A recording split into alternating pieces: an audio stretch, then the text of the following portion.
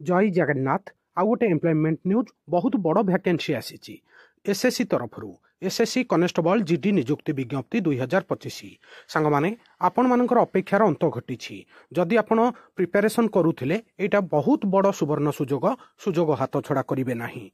ए video रे मु आपण मानकु संपूर्ण डिटेल जनैबी। भिडियो स्टार्ट करबा भिडियो को शेष जाय देखिबे। SSC GD constable recruitment 2026 apply online for 25,487 constable rifleman post.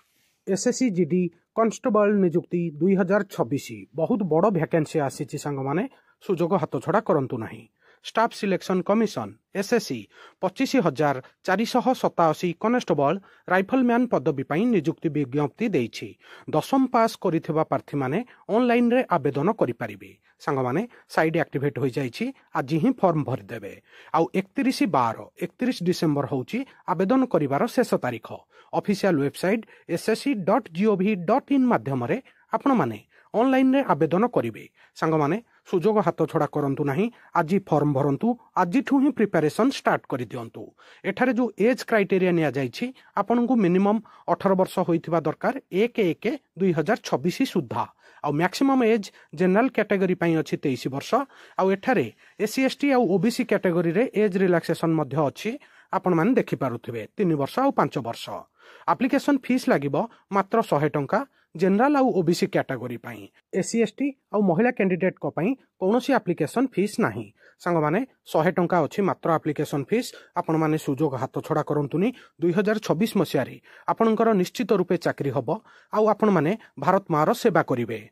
एबे आपनकु दरमा केते मिलिबो जणाई दउछि। आपनकर लेवल 3 रो जॉब आपनकर बेसिक रहिबो 21,700 रु 69,100 टंका। इन हैंड आपण मानकु 45,000 रु 50,000 टंका सैलरी आसीबो। एचारे हे आउ अलाउंस मिसिला परे सांग माने भलो दरमा अछि, भलो वैकेंसी अछि। सुजोग हाथ छड़ा करंतु नाही। इंपोर्टेंट डेट आउ थरे जणाई दउछि। फॉर्म एबे भरा जाउछि। आवेदन करिवार शेष तारीख होउछि 31 डिसेंबर। आउ आपण मानकर एग्जाम डेट भी एथिरे जणा जाइछि। फेब्रुआरी रु एप्रिल मध्यरे आपणकर एग्जाम हबो 2026 मसिया रे फेब्रुआरी रु एप्रिल मध्यरे।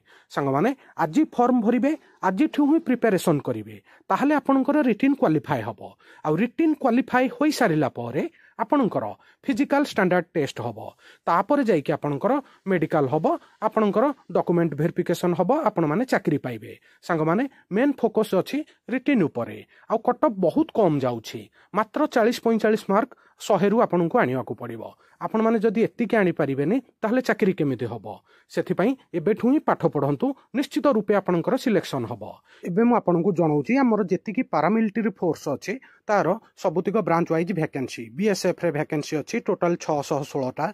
सीआईएसएफ रे सबुठु बड़ वैकेंसी अछि 14,595। बहुत भलो चाकरी सीआईएसएफ सांग माने। तापर सीआरपीएफ रे 5,490।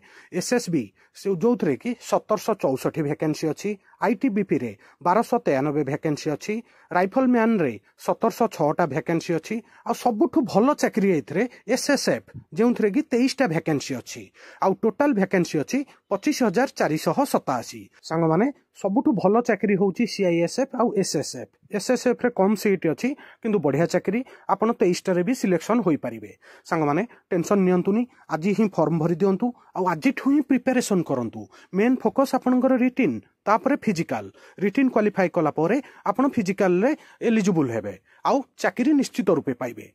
सांग माने ए वीडियो रे मु आपण मानकु एसएससी जीडी रो संपूर्ण डिटेल ब्रीफ आउ समराइज करिकि जणैली। जदि कोनोसी डाउट आसे मते कमेंट रे पचारिबे मु आपनकर डाउट क्लियर करि देबी। आउ गोटे स्पेशल बैच स्टार्ट करिबी मु आपण मानक पई केवल एसएससी जीडी रे जेउ जीके क्वेश्चन पचरा जाय ताकू गोटे नुवा सीरीज स्टार्ट करिबी। आपण माने कमेंट रे जणैबे।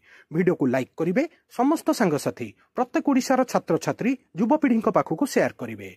नुवा थिले वर्ल्ड अफेयर मधु जीके ओडिया चैनल को सब्सक्राइब करिवे। सबुदिन important GK current affair sports affair world affair employment news notification आपण मानकु ओडिया भाषा रे एठार मिली थाए। वीडियो देखिथिबारु बहुत बहुत धन्यवाद।